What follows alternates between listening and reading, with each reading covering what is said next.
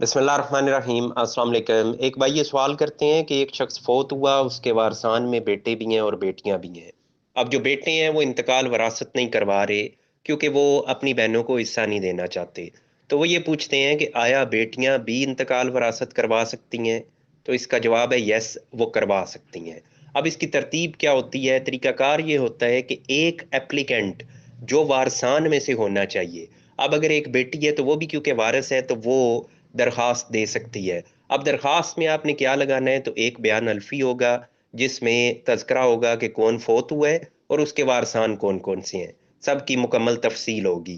साथ में आपने FRC लगाना है। अब FRC भी वो बेटी जाके ले सकती है। FRC में मरने वाले के तमाम वारसान मौजूद होते हैं।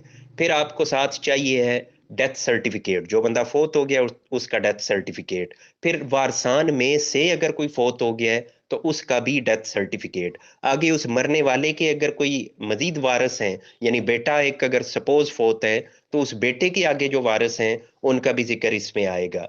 तो ये आप देंगे एप्लीकेशन। अगर आपका रिकॉर्ड है कंप्यूटराइज तो कंप्यूटर सेक्शन से ये आपकी बेसिकली एप्लीकेशन स्टार्ट होती है। वहां आप एप्लीकेशन देते हैं, वहां से वो मार्क होके आती है तहसीलदार साहब के पास। तहसीलदार से गर्दावर और आगे पटवारी।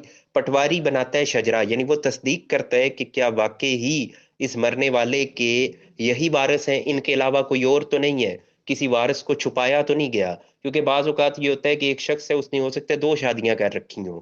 तो एक शादी में से जो औलाद है उनका तो जिक्र आपने कर दिया, दूसरी शादी में से जो औलाद है उनका जिक्र नहीं है।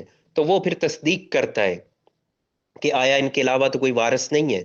उसके लिए दो गवाह चाहिए होते हैं जो आपके इलाके के हों, आपके जानने वाले हों। वो तस्दीक करते हैं, आमतौर पे नंबरदार वगैरह होता है, लेकिन ना भी हो नंबरदार तो तब भी चल जाता है। यानी दो बेसिकली विटनेस जो तस्दीक करते हैं कि सच बताया जा रहा है। तो वहां से आपका शजरा बनता है। वही शजरा फिर वापस आता है तहसीलदार साहब के पास। फिर तहसीलदार साहब भी उन्हीं विटनेस से इसकी तस्दीक करते हैं। और वहां से फिर वो वापस आपका तमाम जो मटेरियल आपने प्रोवाइड किया और तमाम रिपोर्टिंग हो के शजरा बन के वो वापस आ जाता है अराजी रिकॉर्ड सेंटर में। और वहां आपका इंतकाल वरासत दर्ज कर दिया जाता है। और उसकी माइनर सी फीस होती है, वो फीस वहां आप पे कर देते हैं। इसमें अल्टरनेट ऑप्शंस भी हैं, वो भी आपके सामने हाईलाइट करूं। अल्टरनेट ऑप्शन ये है कि आप अब क्योंकि जो पटवारी साहिबान हैं उनको भी दे दिया गया इख्तियार ये कंप्यूटराइज्ड, यानी फर्द वगैरह या डाटा की एक्सेस उनके पास भी है। अब वो भी इंतकाल वरासत दर्ज कर सकते हैं। करते ज़ाहिर है वो खुद नहीं है, ये ऑथोराइज तो तहसीलदार ही होता है, लेकिन पटवारी साहिबान डाटा एंटर करते हैं और तहसीलदार साहब उसको ओके कर देते हैं। उस अंदाज से आप डायरेक्ट उनके पास भी इंतकाल वरासत दर्ज करवा सकते हैं। मजीद इसमें यह है कि जो मैनुअल रकबे हैं, ये क्योंकि मैंने कंप्यूटराइज रकमों का जिक्र किया, जो मैनुअल है वो तो वैसे ही पटवारी ने करना होता है। तो वो आप उसी के पास जाएं, वही आपका सारा काम कर देता है। तहसीलदार साहब के पास भी वही बता देता है कब आना है और सारी प्रोसीडिंग वगैरह वो कर लेते हैं। मजीद इसमें ये है कि जो सक्सेशन सर्टिफिकेट, ये जो नादरा के पास है, आप वहां भी जा सकते हैं, नादरा से सक्सेशन सर्टिफिकेट लेते हैं। उस सर्टिफिकेट को लेके आप अराजी रिकॉर्ड सेंटर चले जाएं, तो वो भी आपका दर्ज कर देते हैं इंतकाल वरासत। लेकिन सक्सेशन सर्टिफिकेट क्या है? यानी उसमें भी वारिस डिक्लेयर होते हैं।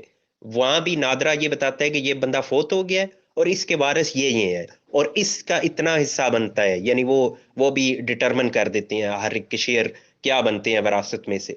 तो वो शेयरर्स डिटरमिन हो गए कौन है लीगल एयर्स।